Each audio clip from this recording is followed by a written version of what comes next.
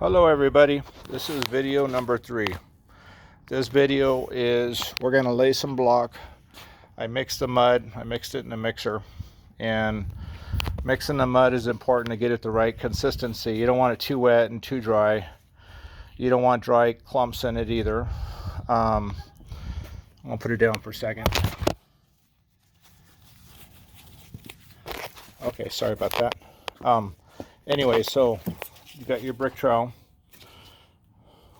So it's pretty good consistency.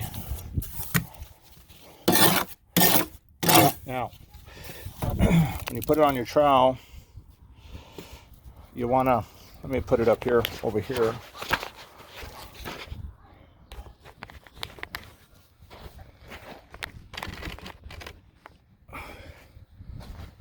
You want the mud so it's flattened out. You know, you could even turn it sideways. That's good like that. If it's sticking like that, that's good.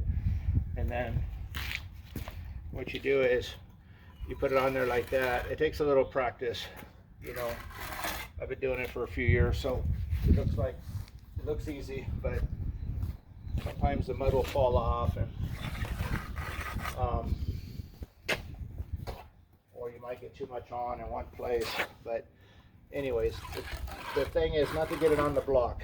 You don't want it, well, like I got it on right there, but that's nothing. It'll happen, but it's going to come off later. We're going to clean it off later. So spread the mud on there.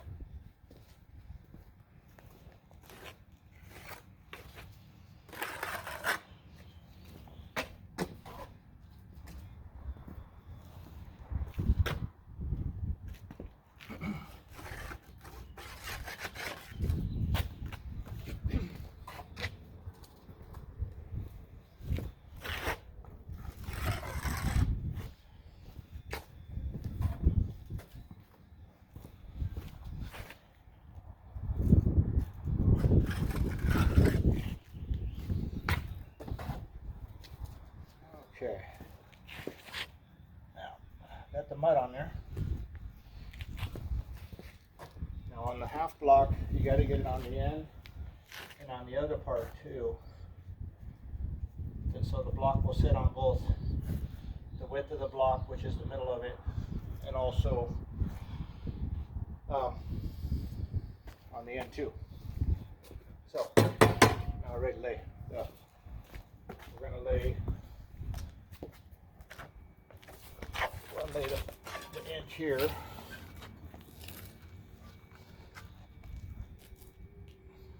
Lay it down. It's all about balance.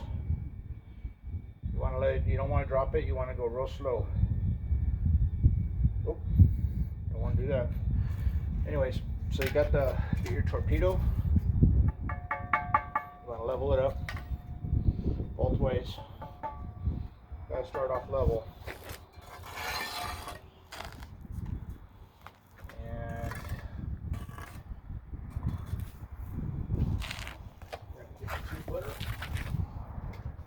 Level, and we want to make sure we start off right. You start off bad, it's just going to get worse. So you want to stay plumb on the end, and go on the side and go plumb. So it needs to go a little bit that way.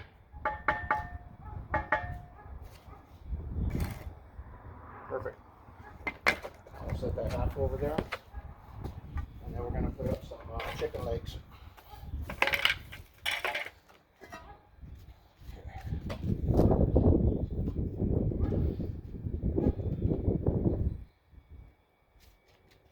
Again, put it down real slow. Just drop it on there.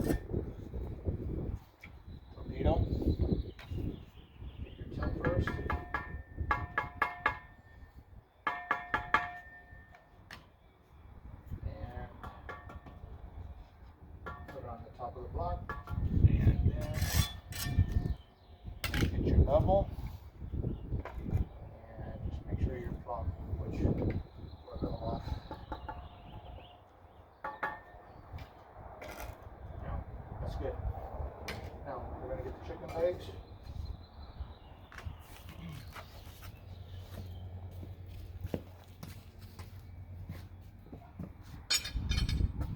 These are chicken legs. You can buy these at the Bill Material place, or I think Home Depot sells them too. This one's for 6 inches, this one's for 8. So obviously we're going to use a 6 inch. I'll show you how to put those on.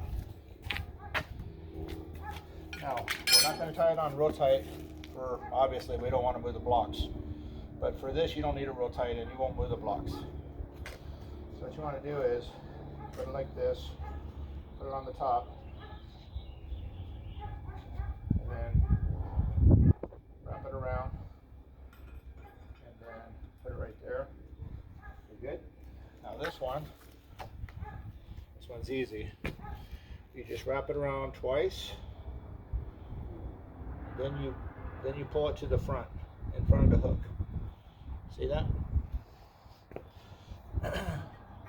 It's just basically, it's tied on by the pressure of the string. And again, we don't want it real tight, because that half will pop off. That's pretty good. So, great stuff. Okay.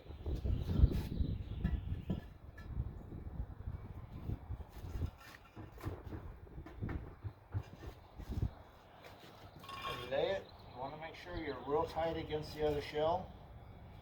Not shell, but yeah, the block. And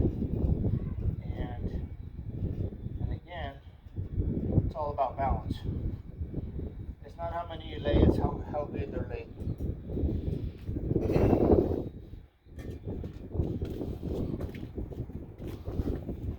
And we're going to go up and down on our line. Watch our tilt.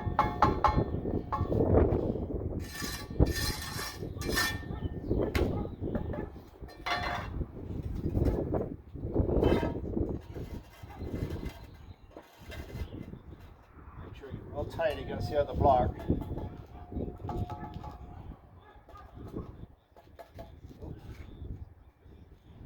It's got a little imperfection here. I don't like that.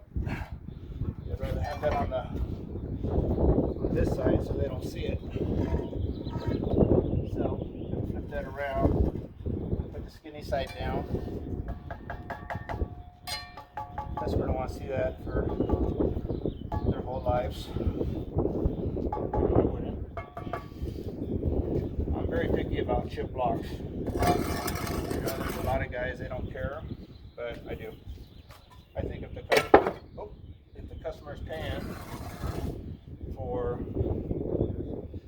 good work, you gotta give it to them, the good work. So, okay, that one's fine. Perfect. It's real tight.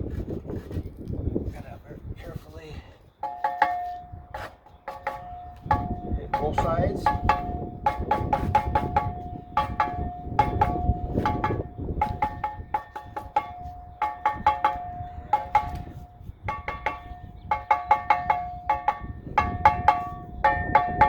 This, you want to use your trowel. Just use the butt of it, the end of the handle.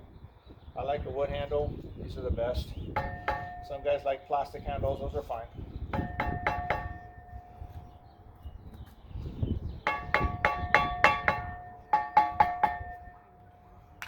Torpedo. Level it up. Put the mud. We're good to go. Now,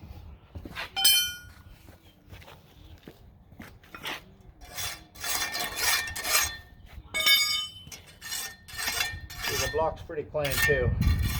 There's no smearing on it, so we're going to tool it in a little bit. But it's too wet right now.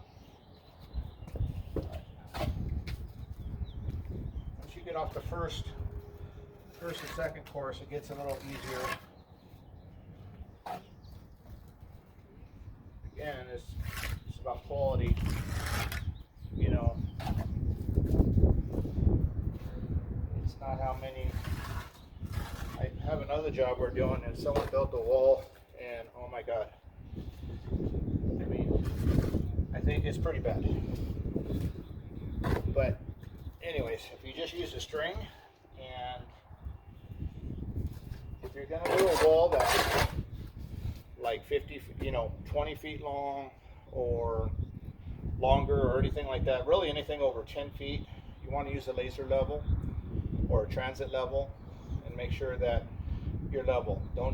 I wouldn't use one of those little line levels unless you don't care if it's off. But if you want to make sure it's on level, then use a laser or a transit.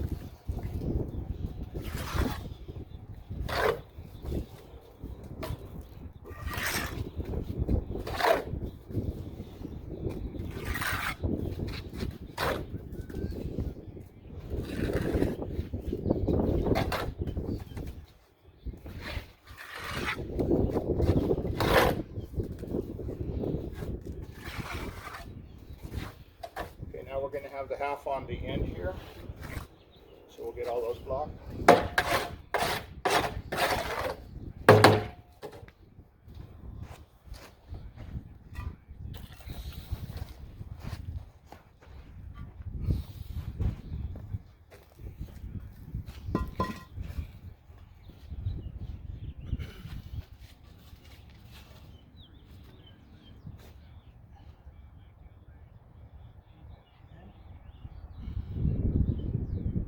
That up tight as to the house as you can. I've already put a level on the house, and it's pretty plumb enough. So we're gonna stay with that.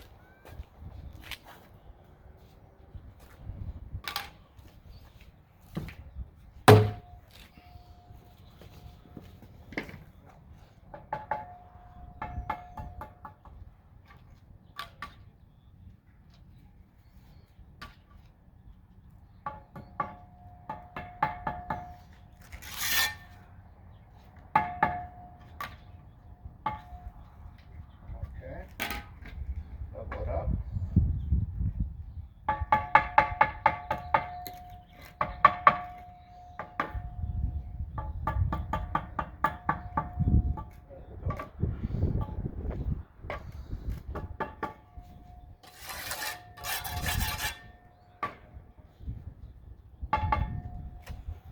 Okay.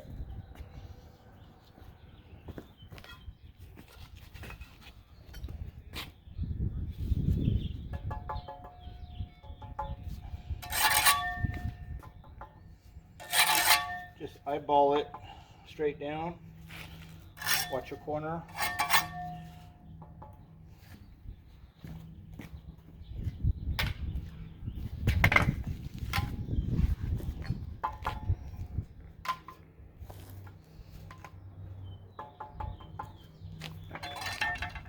Now we're going to plumb it up. A little bit out, but that's okay. Perfect. All right, now put the chicken leg. There you go.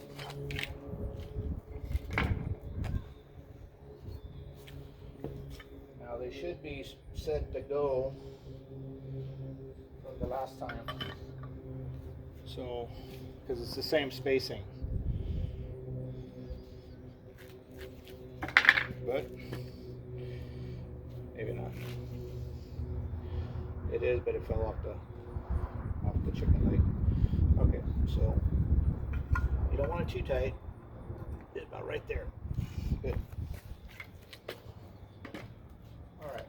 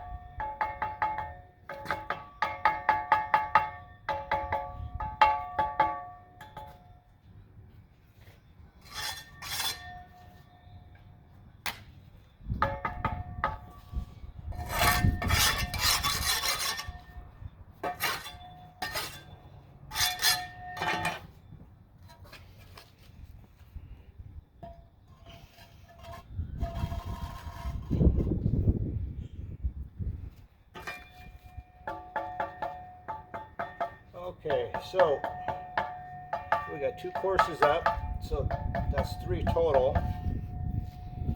Now,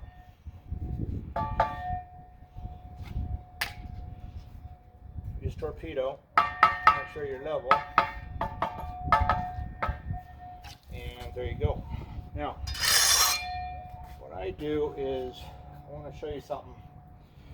Inside the block, you see inside, you see how there's mud inside there? I don't know if you can see it, but those are called protruded mud and protruded fins. The mud squeezing in. So what I do is I get my trowel and smash it. It's not good to knock it down because you don't want that mortar down there, because it's best to have it clean. So when you grout it, the concrete's touching the footing. It's not touching the mortar. Because what happens is then you don't have a good contact with your grout to the footing. And if you don't clean these fins, when you grout, it doesn't get down as good as if it is clean. On commercial jobs, they want it cleaned. Actually, they want cleanouts on the bottom, cut on the bottom, and they want it clean as a whistle. But this is residential. We don't have to do that. But I still want to make sure it's done right. So there you go. We didn't do the first course, but we'll do every one. I mean, not the first, but the second course, but we'll do every one from here on out. Now, those other ones don't really matter, the ones without steel, because those aren't getting grout. Only these with steel are going to have grout. And the grouting is very important because this is what keeps the wall strong, and this is the structure of the wall. Without the steel, this thing is nothing. You know, it's not going to hold up for an earthquake. Just like the Northridge earthquake that we had years ago. A lot of those walls that fell over didn't have rebar, didn't have grout, they weren't properly built. This wall won't fall over. I mean, if this falls over, it's going to be a really bad earthquake. So, anyways, I want to show you how to tool. So, this is the tool I like to use, and a wire brush. So, let's go ahead and you always want to start on the sun side, obviously, because that's drying faster than the shade. Just common sense. So what you want to do is you want to use this side. There's 2 sides to it. I like to use this one. I trimmed it down a little bit because it was too big. The little earpiece on it. So I don't want it digging in that deep. So you just run it like this, and you run the top and the bottom. You don't want to do it too wet. If it's too wet, you just don't want to do it. But actually right now, this is perfect. And also because of the sun. Now when you come to the end, don't pull out. You want to start from the corner and then push back in. Otherwise you might take a big chunk of mortar out, and we don't want that. So these blocks are pretty easy because you don't have a head joint. This is your head joint. These ones are just T&G, tongue and groove. And this is what we use out here mostly in Antelope Valley.